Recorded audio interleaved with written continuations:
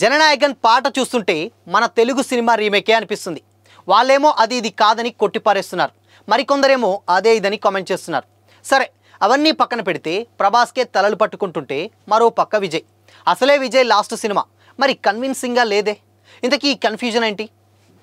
Have a look.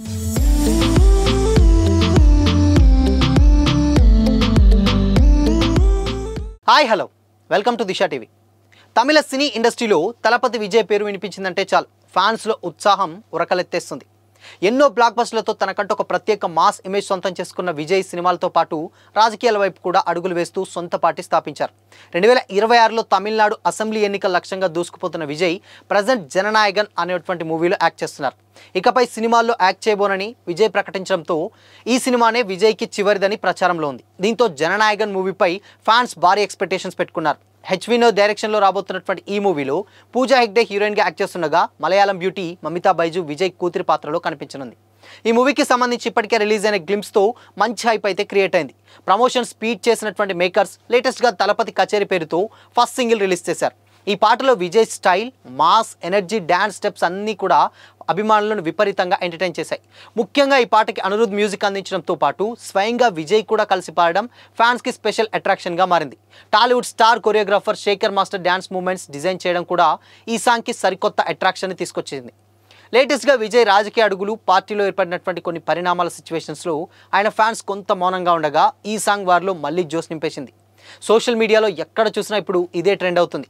అయితే God of masses Nandamuri Balakrishna act చేసిన super hit movie Bhagavanth కేసరికి ఈ cinema remake అని రాబోతుందని కూడా తెలుస్తుంది. But Balayya, Sreeleela emotional track, తండ్రి కూతుల బాండింగ్ ఈ సినిమాలో మెయిన్ అట్రాక్షన్గా నిలిచాయి. అదే ఎమోషన్ని విజయ్ అండ్ మమితా బైజు కాంబినేషన్లో మరింత ఎలివేట్ చేయనున్నారని టాక్. ఓవైపు తమిళనాడులో విజయ్ మాస్ స్టార్డమ్, మరోవైపు దేశవ్యాప్తంగా ప్రభాస్ క్రేజ్తో ఈ సంక్రాంతి వాతావరణం ఎలా ఉండబోతుందని అందరూ కూడా చాలా ఈగర్గా వెయిట్ చేస్తున్నారు.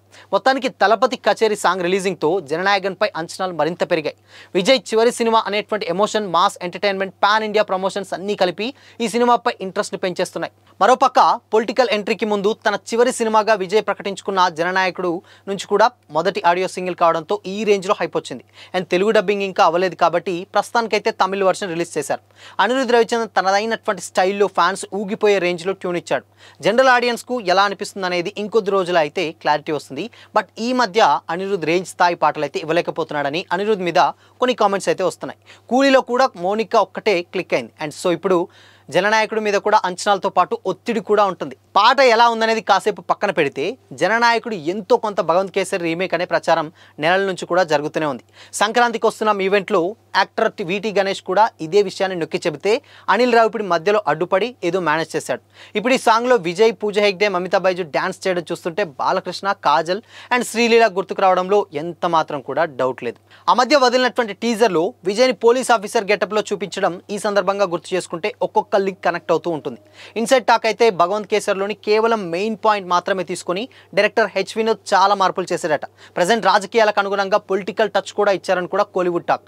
ఒకవేళ అదే కనుక నిజమైతే విజయ్ చివరి సినిమాకు స్టోరీ లైన్ ఇచ్చినటువంటి క్రెడిట్ అనిల్ రావిపూడికే దక్కుతుంది. ఈ గాసిప్స్లో ఎంతవరకు నిజముందో తేలాలంటే జనవరి 9 దాకా అయితే వెయిట్ చేయాల్సిందే. వాయిదా వార్తలు తిరుగుతున్నటువంటి ఈ సిచ్యువేషన్లో టీం వాటికి చెక్ పెడుతూ పోస్టర్లతో పాటు పాటలో కూడా రిలీజ్ డేట్ని మళ్ళీ అనౌన్స్ చేసింది. సో ప్రభాస్ రాజాసాబ్తో ఫేస్ టు ఫేస్ క్లాష్కు రంగం సిద్ధమైనట్లే జననాయకన్. సో మొత్తంగా ఈ సినిమా అది భగవంత్ కేసరియా, దాని నుంచి లైన్ తీసుకున్నారా, ఇవన్నీ పక్కన పెడితే ఒక్కొక్క లింక్ మాత్రం డెఫినెట్గా భగవంత్ కేసరి అయితే లింక్ పెడుతుంది. ఇన్ కేస్ అదే కనుక సినిమా అయితే డెఫినెట్గా తెలుగులో పెద్దగా ఎవరు చూడరు. ఎందుకు అంటే విజయ్ సినిమాలు చాలా బాగా ఇక్కడ తెలుగులో చాలామంది చూస్తారు.